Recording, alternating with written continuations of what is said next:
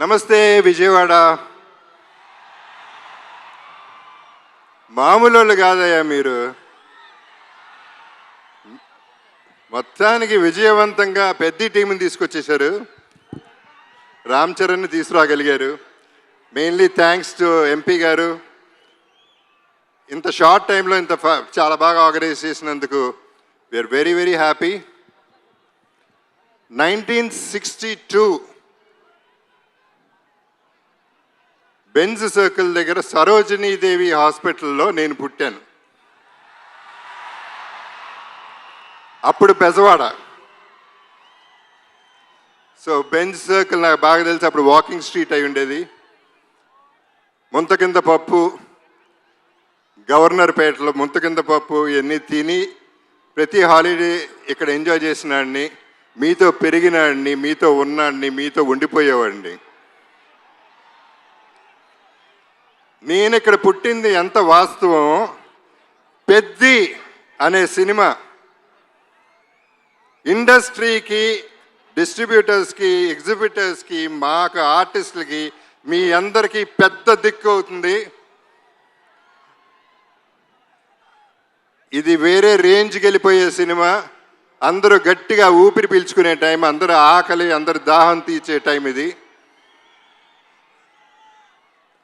నాకు కూడా, ఎందుకంటే నాకు మంచి క్యారెక్టర్ వచ్చి 8 ఏళ్ళు అయింది.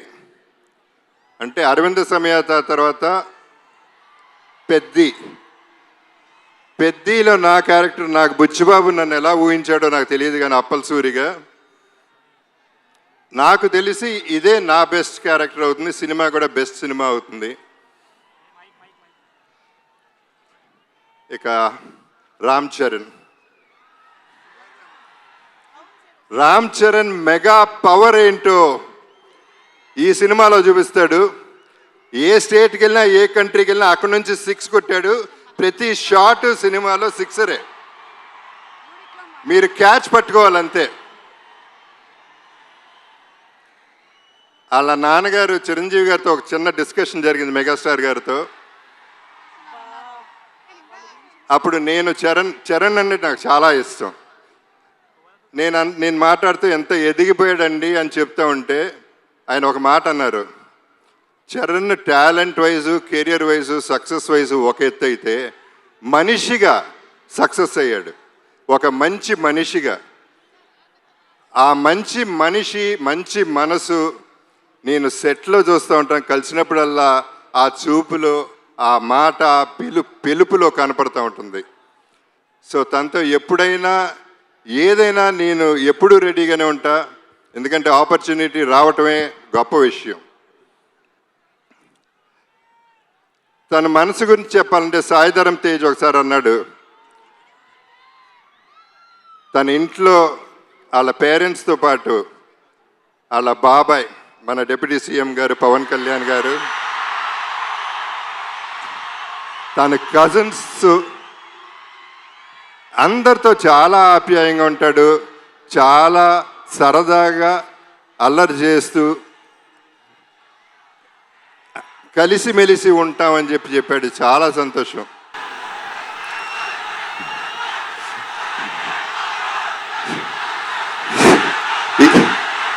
ఈ పర్టికులర్ సినిమా గురించి నేను ఎక్కువ చెప్పదలుచుకోలేదు, ఎందుకంటే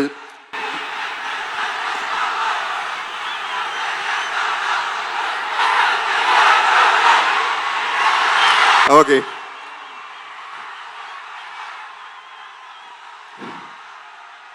ఇక మా బుచ్చిబాబు పోర్టబుల్ సైజులో, బఠానీ సైజులో ఇంత ఉంటాడు. తనలో ఎంత బుర్ర ఉందో, ఎంత టాలెంట్ ఉందో, అన్బిలీవబుల్ టాలెంట్ ఉంది, అన్లిమిటెడ్ టాలెంట్ ఉంది. Is unstoppable also. తను పోర్టబుల్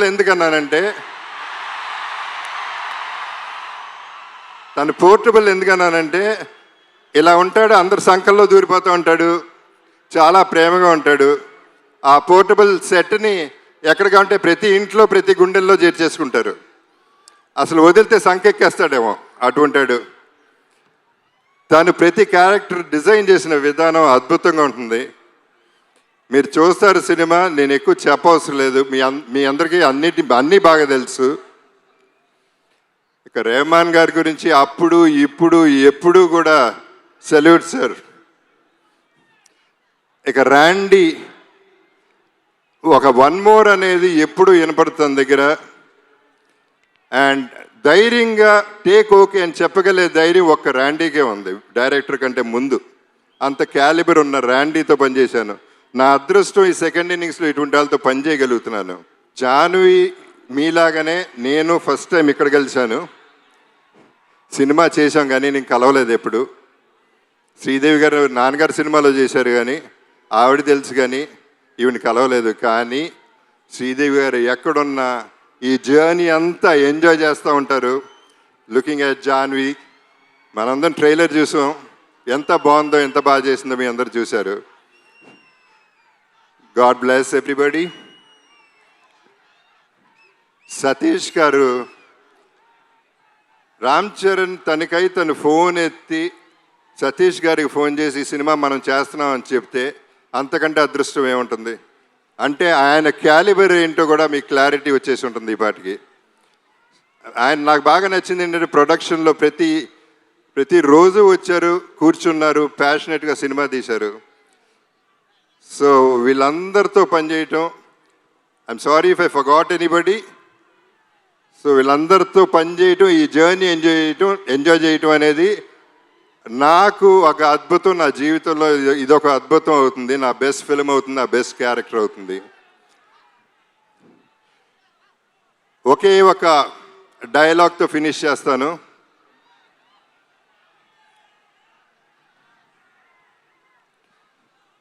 ఆఖరికి వచ్చను కూడా ఒంట్లో దాచుకుని బతకాలంటారా దీని అమ్మ బతుకు. మీ Appala Suri. Thank you so much, Jagapati Babu garu. Looking forward to seeing you on June 4th in theaters. Thank you so much, sir.